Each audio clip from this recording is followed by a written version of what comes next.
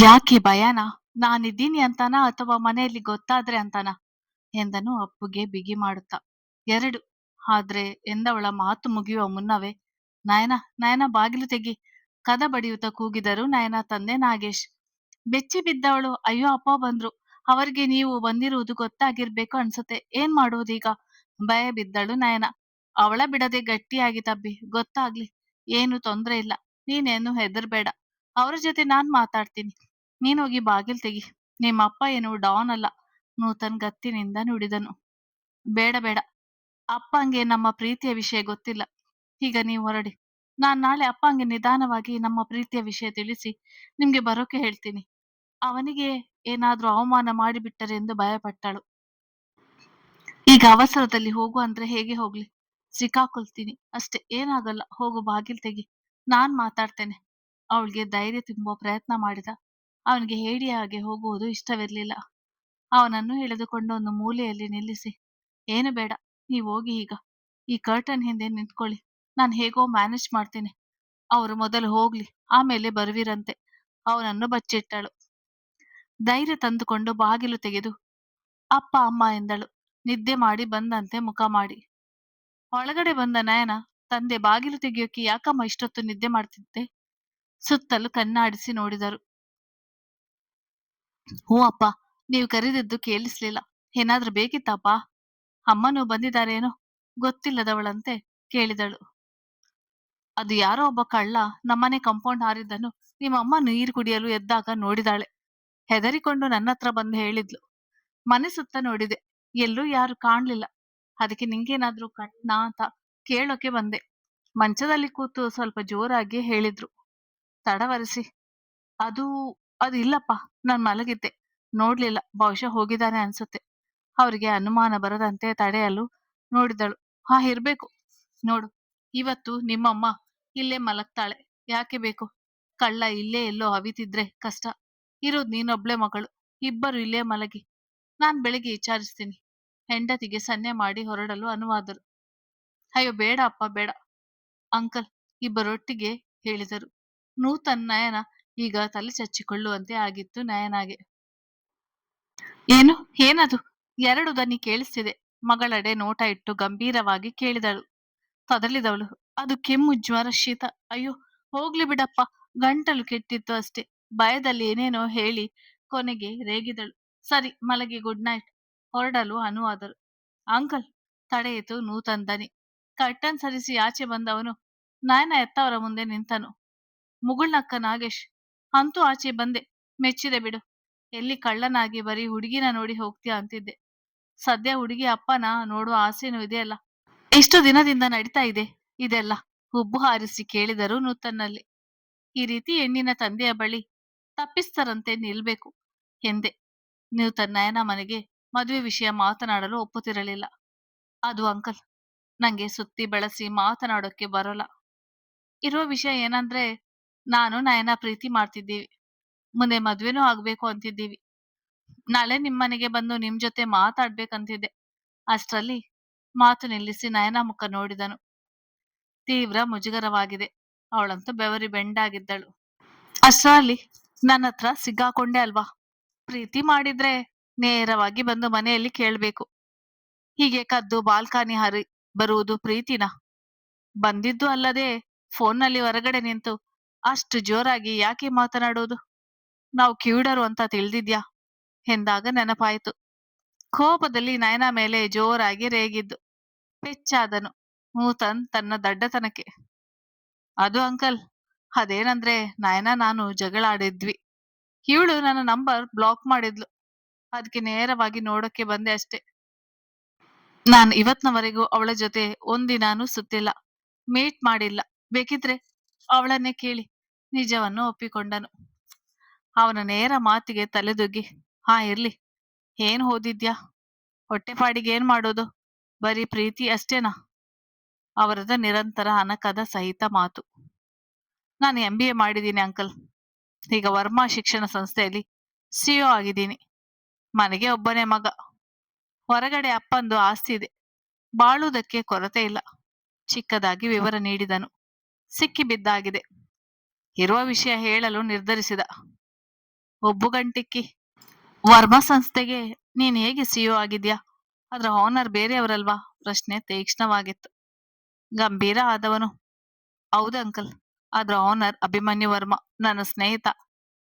ಸಂಸ್ಥೆಯ ಮೇಲೆ ನಂಗೂ ಅರ್ಧ ಹಕ್ಕಿದೆ. ಅಂದ್ರೆ ನಾನು ಅದಕ್ಕೆ ಪಾಲುದಾರ. ಬೇಕಿದ್ರೆ ಅದರ ಪೇಪರ್ ಸಾಕ್ಷಿ ಇದೆ. ಅವರ ಅನುಮಾನ ನೋಟ ಹಿಡಿಸದೆ ಸ್ವಲ್ಪ ಗಡುಸಾಗಿ ಹೇಳಿದ. ಸರಿ ಸರಿ ಬಿಡಿ, ನಂಬ್ತೀನಿ. ನಿಮ್ಮಿಬ್ಬರ ಮದ್ವೆಗೆ ನಮ್ಮದೇನು ತಕರಾರು ಇಲ್ಲ.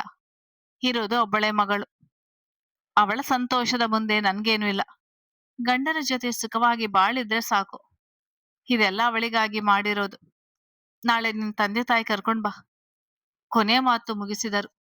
ಅವರಿಗೂ ನೂತನ್ ಗುಣ ಮೊದಲ ನೋಟದಲ್ಲೇ ಹಿಡಿಸಿತು.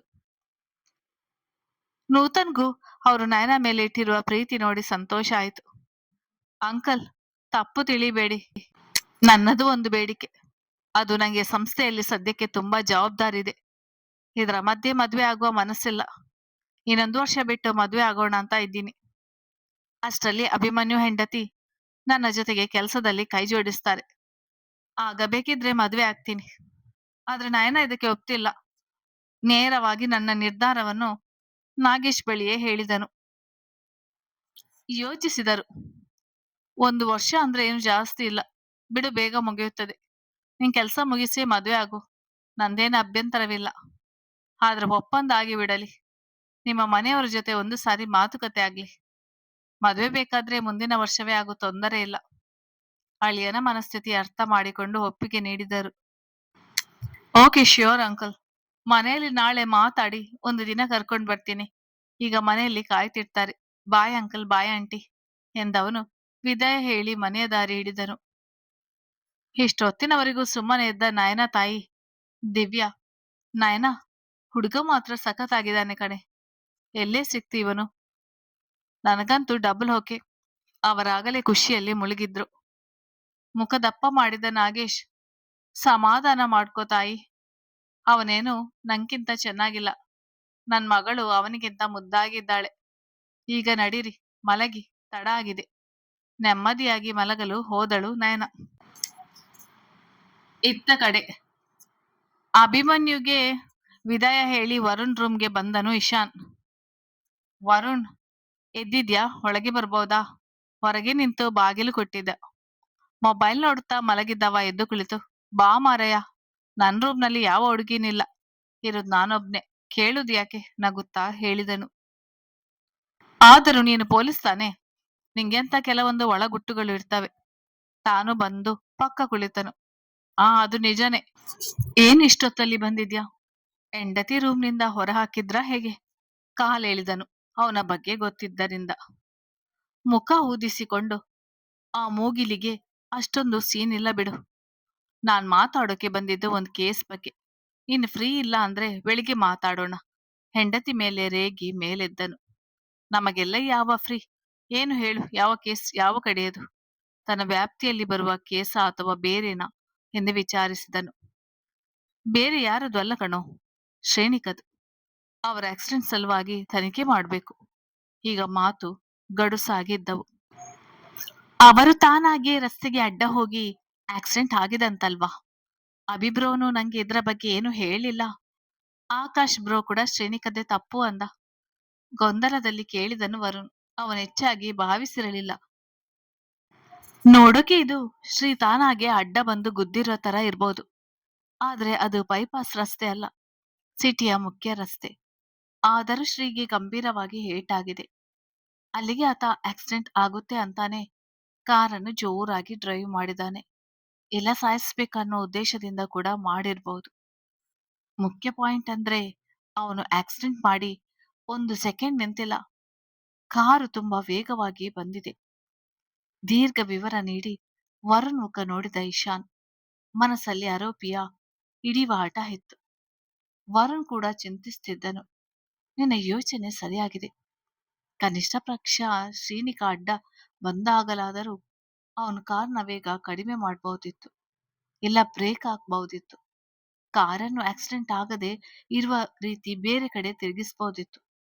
ಅವನು ನೇರವಾಗಿ ಗುದ್ದಿದ್ದಾನೆ ಅಂದ್ರೆ ಖಂಡಿತ ಅವನು ಶ್ರೀನಿಕನಿಗೆ ಗುದ್ದುವುದು ಮುಂಚೆಯೇ ತಿಳಿದಿದೆ. ಕೊನೆಗೂ ಸ್ಪಷ್ಟತೆ ಸಿಕ್ಕಿತ್ತು. Exactly correct. ನಿನ್ನ ಗೆಸ್ ಸರಿಯಾಗಿದೆ. ಮೊದಲು ಕಾರು ಯಾವುದು ಅಂತ ಕಂಡು ಹಿಡಿಯಬೇಕು. ಆಮೇಲೆ ಅದ್ರ ಡ್ರೈವರ್ ಹುಡುಕಿದ್ರೆ ವಿಷಯ ಪೂರ್ತಿ ತಿಳಿಯುತ್ತೆ. ಇಶಾನ್ ಮೆದುಳು ಚಿರತೆಯಷ್ಟು ವೇಗವಾಗಿ ಯೋಚಿಸ್ತಿತ್ತು. ತಲೆ ಆಡಿಸಿ, ಯಾ, ನಾನ್ ನಾಳೆನೆ ಆ ಏರಿಯಾ ಸಿಸಿಟಿವಿ ಕ್ಯಾಮೆರಾ ಚೆಕ್ ಮಾಡ್ತೀನಿ.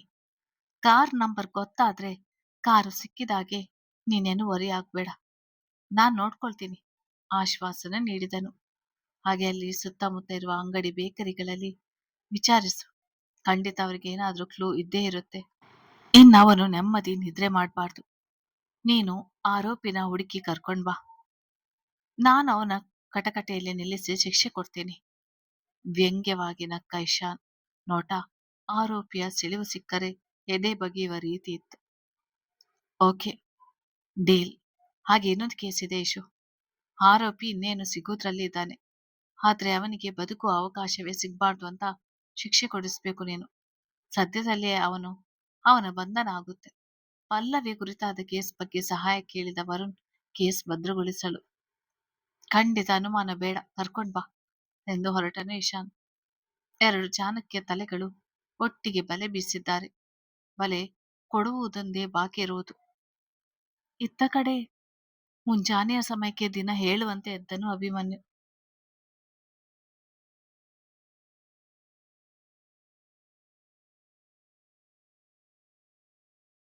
ಆದರೆ ಮನಸ್ಸು ಇಂದು ಬೇರೆಯದೇ ಭಾವನೆ ಹೊಂದಿತ್ತು. ಯಾಕೋ ಹೆಂಡತಿ ಸನಿಹ ಬಿಡಲು ಮನಸ್ಸಿಲ್ಲ. ಮುದ ನೀಡುವ ಅವಳ ಸಾಂಗತ್ಯ ಎಂದಿಗೂ ಪ್ರಿಯವೇ. ಹಬ್ಬ, ಹೇಗೆ ಮಲಗಿದಾಳೆ ಮುದ್ದು ರಾಕ್ಷಸಿ. ಎದ್ದಾಗೆಲ್ಲ ನನ್ನ ಬಿಡದೆ ಅದು ಇದು ಅಂತ ಟಾರ್ಚರ್ ಮಾಡ್ತಾಳೆ. ಮಲಗಿದಾಗ ಮಗುವಿನ ರೀತಿ ಏನು ತೊಂದರೆ ಕೊಡೋಲ್ಲ. ನಿನ್ನೆ ಹೇಗೋ ನಿಮ್ಮ ಅಪ್ಪ ಅಮ್ಮನ ಭೇಟಿ ಆಗದಾಗೆ ನೋಡಿಕೊಂಡೆ. ಇವತ್ತು ಹಾಗೆ ಆದ್ರೆ ಸಾಕು. ಈಗ ತಾನೇ ಸತ್ತು ಬದುಕಿದ್ಯಾ, ಇನ್ನು ಪೂರ್ತಿಯಾಗಿ ಹುಷಾರೂ ಆಗಿಲ್ಲ.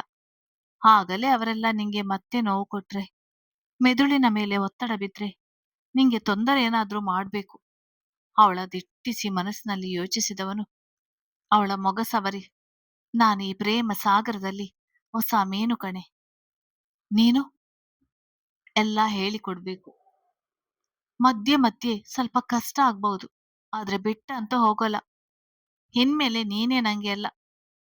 ಒಳ್ಳೆಯದು ಕೆಟ್ಟದು ಜೊತೆ ಸೇರಿದ್ದೀನಿ. ಈ ಜನ್ಮಕ್ಕೆ ನಾವಿಬ್ಬರೇ ಗಂಡ ಹೆಂಡತಿ. ಮುಂದೆ ಛೆ ಛೆ ಛೆ, ಅಭಿಮನ್ಯು, ನೀನು ಬರ್ತಾ ಬರ್ತಾ ಹಾಳಾಗ್ತಿದ್ಯಾ. ಎಲ್ಲ ಈ ಭಜನೆಯಿಂದ. ತಾನು ಕೆಡುವುದಲ್ಲದೆ ನಿನ್ನನ್ನು ದಾರಿ ತಪ್ಪಿಸ್ತಾಳೆ. ಮೊದಲು ಓದಿಸಿ ಸಂಸ್ಥೆಯ ನಿರ್ವಹಣೆಗೆ ಕೂರಿಸ್ಬೇಕು ಎಂದುಕೊಂಡವನು ಹಣೆಗೆ ಮುತ್ತಿಟ್ಟು ಹೊದಿಕೆ ಹೊದಿಸಿ ಜಿಮ್ಗೆ ನಡೆದನು. ಅವಳೆಂದರೆ ಅತೀವ ಕಾಳಜಿ. ಸ್ವಲ್ಪ ಯಾಮಾರಿದ್ರೂ ಕೈ ತಪ್ಪಿ ಹೋದ್ರೆ ಎಂಬ ಭಾವನೆ. ಆದಷ್ಟು ಅವಳ ಆರೋಗ್ಯದ ಬಗ್ಗೆ ಗಮನ ಕೊಡುವುದೇ ಅವನ ಮುಖ್ಯ ಉದ್ದೇಶ. ಆದ್ರೆ ಅವನಿಗೂ ಗೊತ್ತಿಲ್ಲದ ವಿಷಯ ಎಂದರೆ ಇಂಚರ ಈಗಾಗಲೇ ರಾತ್ರಿಯ ಶ್ರೇಣಿಕನ ಪ್ರತಿಯೊಂದು ಸಂಭಾಷಣೆ ಕೇಳಿಸಿಕೊಂಡಿದ್ದಾಳೆಂಬುದು. ಬೆಳಿಗ್ಗೆ ಅಡಿಗೆ ಮನೆಯಲ್ಲಿ ತರಕಾರಿ ಹೆಚ್ಚುತ್ತಿದ್ದ ಇಂಚರನ ಬಳಿ ಬಂದರು ರೂಪ, ಶ್ರೇಣಿಕನ ತಾಯಿ. ಇಂಚರ, ಶ್ರೀ ಎಲ್ಲೆ? ನಿನ್ನೆ ಮನೆಗೆ ಬಂದಾಗ ಕಂಡಿದ್ದ ಬಿಟ್ರೆ ಮತ್ತೆ ಕಾಣ್ಲೇ ಇಲ್ಲ. ಮನೆಯಲ್ಲಿ ಇಲ್ವಾ ಅವಳು? ಸುತ್ತಲೂ ಕಣ್ಣಾಡಿಸಿ ನುಡಿದರು. ಮಗಳ ನೋಡುವ ಬಯಕೆಯಾಗಿದೆ. ಸಿಡಿಮಿಡಿಗೊಂಡವಳು, ಇರದೆ ಇಲ್ಲಿ ಹೋಗ್ತಾಳೆ.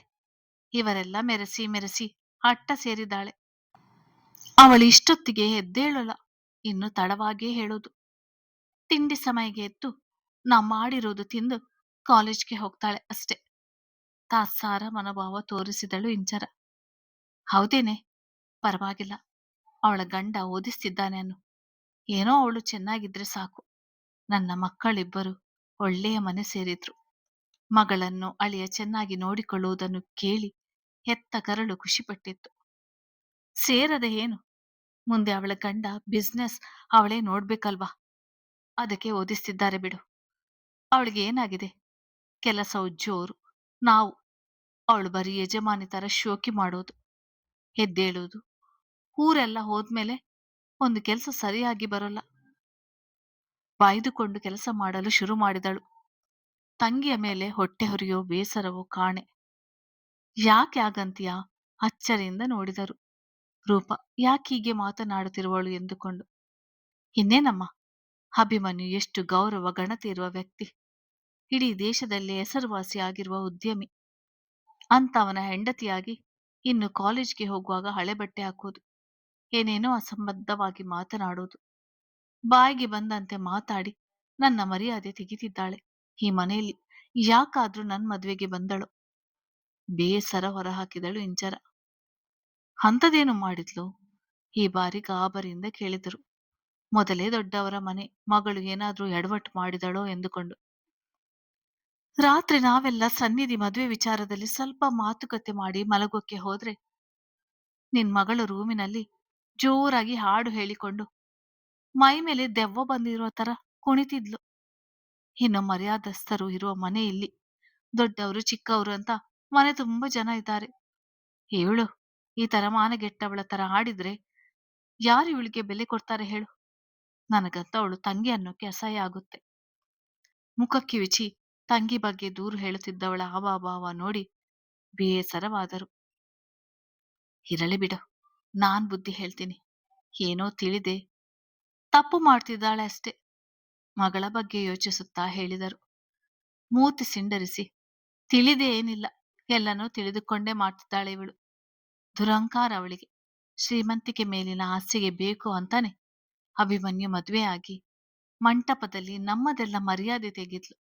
ಈಗ ಇಲ್ಲಿ ಬಂದು ತೆಗಿತಿದ್ದಾಳೆ. ಎಲ್ಲ ನನ್ನ ಕರ್ಮ ಎಂದವಳು ಬೈದುಕೊಂಡು ಹೋಗಿದ್ದು ನೋಡಿ ಕಿರಿಮಗಳ ಮೇಲೆ ಕೋಪಗೊಂಡರು ರೂಪ. ಜಿಮ್ ಮುಗಿಸಿ ಬಂದರು. ಶ್ರೀ ಎದ್ದೇಳದೆ ಮಲಗಿದ್ದು ನೋಡಿ ಅಭಿಮನ್ಯುಗೆ ಅನುಮಾನ ಬಂದರೂ ಸುಮ್ಮನಾದನು. ಮಲಗಲಿ ಎಂದು ಸ್ನಾನಕ್ಕೆ ಹೋದನು. ಸ್ನಾನ ಮುಗಿಸಿ ರೆಡಿಯಾಗಿ ಕನ್ನಡಿ ಮುಂದೆ ನಿಂತಾಗ ಎದ್ದಳು ಮಡದಿ. ಗುಡ್ ಮಾರ್ನಿಂಗ್ ಶ್ರೀ ಮೇಡಮ್, ನಿದ್ದೆ ಆಯ್ತಾ? ಕಾಫಿ ಟೀ ಏನ್ ತರಲಿ ಮಹಾರಾಣಿಯವರಿಗೆ? ಗೇಲಿ ಮಾಡಿದ. ತಲೆ ಹೊತ್ತಿಕೊಂಡು, ಏನು ಬೇಡ ರೀ, ನೀವೇನು ಇಷ್ಟೊತ್ತಿಗೆ ಹೊರಟಿದ್ದೀರಾ? ಅರ್ಜೆಂಟ್ ಕೆಲಸ ಇದೆಯಾ? ಸಮಯ ತಿಳಿಯದೆ ಕೇಳಿದಳು. ಅವಳ ಬಳಿ ನಿಂತು, ಎಕ್ಸ್ಕ್ಯೂಸ್ ಮೀ, ಸ್ವಲ್ಪ ಗಡಿಯಾರದ ಕಡೆ ಕಣ್ಣಾಡಿಸಿ, ತಮಗೆ ಅರ್ಥ ಆಗುತ್ತೆ ಸಮಯ ಎಷ್ಟು ಆಗಿದೆ ಅಂತ ಎಂದನು. ಗಡಿಯಾರ ನೋಡಿ ದಿಗಿಲಾಗಿ, ಹೋ ಗಾಡ್, ನಂಗೇನಾಗಿದೆ ಇವತ್ತು? ಪ್ರತಿದಿನಕ್ಕಿಂತ 1 ಗಂಟೆ ಜಾಸ್ತಿ ಮಲಗಿದ್ದೀನಿ. ಈಗ ಏನ್ ಮಾಡುದು ರೀ? ನಾನಿನ್ನೂ ಸ್ನಾನ ಮಾಡ್ಬೇಕು, ನೀವು ಬೇರೆ ಆಗ್ಲೇ ಹೊರಟಿದ್ದೀರಾ? ತಡಬಡಾಯಿಸಿದಳು. ಅವಳ ಪಕ್ಕ ಕೂತು, ಅವಸರ ಬೇಡ, ನಿಧಾನವಾಗಿ ಹೊರಡು. ಇಲ್ಲ ಕಾಲೇಜ್ಗೆ ರಜೆ ಹಾಕಿ ಮನೆಯಲ್ಲೇರು. ತರಾತುರಿಯಲ್ಲಿ ರೆಡಿ ಆಗಲು ಹೋಗಿ ಮತ್ತೆ ಅವಂತರ ಮಾಡ್ಕೋಬೇಡ. ಒಂದಿನ ಕಾಲೇಜ್ಗೆ ಹೋಗದಿದ್ರೆ ಏನಾಗಲ್ಲ. ಅವಳ ತಲೆ ಕೂದಲು ಸರಿಸುತ್ತಾ ಹೇಳಿದನು. ಅದು ಇಲ್ಲ, ರಾತ್ರಿ ಸ್ವಲ್ಪ ಜಾಸ್ತಿ ಡ್ಯಾನ್ಸ್ ಮಾಡಿದ್ನಲ್ಲ, ಅದಕ್ಕೆ ಸ್ವಲ್ಪ ಸುಸ್ತಾದಂತೆ ಆಗಿದೆ. ಅದಕ್ಕೆ ಬೇಗ ಎಚ್ಚರ ಆಗಿಲ್ಲ. ಇನ್ನೂ ಸಿಡಿಯುತ್ತಿದ್ದ ತಲೆ ಹಿಡಿದುಕೊಂಡು ಹೇಳಿದಳು. ರಾತ್ರಿ ಮಾತ್ರೆ ತಗೊಂಡಿದ್ಯಾ? ಗುರಾಯಿಸಿದನು. ಅವಳು ತಲೆ ತಗ್ಗಿಸಿದಳು. ಹಾಡಿನ ಜ್ಞಾನದಲ್ಲಿ ಮರೆತಿದ್ಲಲ್ಲ. ನಿಂಗೆ ಎಷ್ಟು ಸರಿ ಹೇಳ್ಬೇಕು ಶ್ರೀ, ಮಾತ್ರೆ ತಗೊಳಕ್ಕೆ ಮರಿಬೇಡ ಅಂತ. ಅದನ್ನು ನಿಂಗೆ ತಮಾಷೆಗೆ ಕೊಡ್ತಿಲ್ಲ. ನಿನ್ನಲ್ಲಿ ರೋಗ ನಿರೋಧಕ ಶಕ್ತಿ ಹೆಚ್ಚಿಸಲು, ರಕ್ತದೊತ್ತಡ ಕಡಿಮೆ ಮಾಡಲು ಕೊಡುವುದು. ರಾತ್ರಿ ಸುಸ್ತಾಗಿ ಬೇರೆ ಏನಾದ್ರೂ ತೊಂದರೆ ಆಗಿದ್ರೆ ಏನ್ ಮಾಡ್ಬೇಕು ನಾನು? ಸ್ವಲ್ಪ ತಲೆಯಲ್ಲಿ ಬುದ್ಧಿ ಇಟ್ಕೋ. ಎಲ್ಲದರಲ್ಲೂ ತಮಾಷೆ ನಿಂಗೆ. ಆರೋಗ್ಯದ ಸಲುವಾಗಿ ಅವಳ ನಿರ್ಲಕ್ಷ್ಯ ಸಹಿಸದೆ ಬೈದನು. ಅಯ್ಯೋ ರೀ, ನಾನು ಮರೆತಿದ್ದಕ್ಕೆ ಸಾರಿ. ಇನ್ಮೇಲೆ ಮರೆಯಲ್ಲ. ಬೇಕಿದ್ರೆ ಇವತ್ತಿನಿಂದ ನೀವೇ ಕೊಡಿ ಆಯ್ತಾ? ಗಂಡನ ಕಾಳಜಿಗೆ ಸೋತು ನುಡಿದಳು. ಸರಿ ಸರಿ, ನಿಂಗೆಷ್ಟು ಹೇಳಿದ್ರು ಅಷ್ಟೇ. ಹೋಗಿ ಹಲ್ಲುಜ್ಜಿ ಮೊದಲು ತಿಂಡಿ ತಿಂದು ಮಾತ್ರೆ ತಗೋ. ಇವತ್ತು ಕಾಲೇಜ್ಗೆ ಹೋಗೋದು ಬೇಡ, ಮನೆಯಲ್ಲೇ ರೆಸ್ಟ್ ಮಾಡು. ನಿನ್ನ ಆರೋಗ್ಯದ ಬಗ್ಗೆ ನಾನು ಯಾವತ್ತೂ ರಿಸ್ಕ್ ತಗೊಳಕ್ಕೆ ಇಷ್ಟಪಡಲ್ಲ, ಗಂಭೀರವಾಗಿ ಹೇಳಿ ಮೇಲೆ ಎದ್ದನು. ಸರಿ ಆಯ್ತು ಎನ್ನುವಂತೆ ತಲೆ ಆಡಿಸಿದಳು. ಅವಳಿಗೂ ತಲೆನೋವು ಶುರು ಆಯ್ತು. ಓಕೆ, ಆಮೇಲೆ ಫೋನ್ ಮಾಡ್ತೀನಿ, ರಿಸೀವ್ ಮಾಡು. ನಾನು ಅತ್ತಿಗೆಗೆ ಹೇಳಿರ್ತೀನಿ, ನಿಂಗೆ ಇಲ್ಲೇ ತಿಂಡಿ ಊಟ ಕೊಡ್ತಾರೆ. ರೆಸ್ಟ್ ಮಾಡು. ಯಾರ ಜೊತೆಗೂ ವಾದ ಮಾಡಕ್ಕೆ ಹೋಗ್ಬೇಡ. ಬೇಗ ಬರ್ತೀನಿ. ಜಾಸ್ತಿ ಸುಸ್ತಾದ್ರೆ ಕಾಲ್ ಮಾಡು. ಹಣೆಗೆ ಕೆನ್ನೆಗೆ ಮುತ್ತಿಟ್ಟು ಹೊರಟನು. ತಲೆನೋವಲ್ಲಿ ಇದ್ದವಳಿಗೆ ಅವನ ಮುತ್ತು ಸೋಕಿದರೂ ಅಷ್ಟು ಕಾಡಲಿಲ್ಲ. ಇಂಚರನ ಮಾತು ಕೇಳಿ ಮಗಳ ಜೊತೆ ಮಾತನಾಡಲು ಬಂದ ರೂಪಾರವರಿಗೆ ಶ್ರೇಣಿಕ ತಡವಾಗಿ ಎದ್ದಿದ್ದು, ಕಾಲೇಜ್ಗೆ ರಜೆ ಹಾಕಿದ್ದು, ಅಭಿ ಅವಳಿಗೆ ಬೈದದ್ದು ಕೇಳಿಸಿಕೊಂಡು ಮಗಳ ಮೇಲೆ ಅಸಮಾಧಾನಗೊಂಡರು. ಅಭಿ ಬರುವುದು ನೋಡಿ ಕೆಳಗೆ ನಡೆದರು. ಕತೆ ಮುಂದುವರಿಯುತ್ತದೆ. ಯಾರೆಲ್ಲ ನನ್ನ ಚಾನೆಲ್ ಸಬ್ಸ್ಕ್ರೈಬ್ ಮಾಡಲಿಲ್ಲ ಅವರು ದಯವಿಟ್ಟು ಪ್ಲೀಸ್ ಚಾನೆಲ್ ಸಬ್ಸ್ಕ್ರೈಬ್ ಮಾಡಿಬಿಡಿ.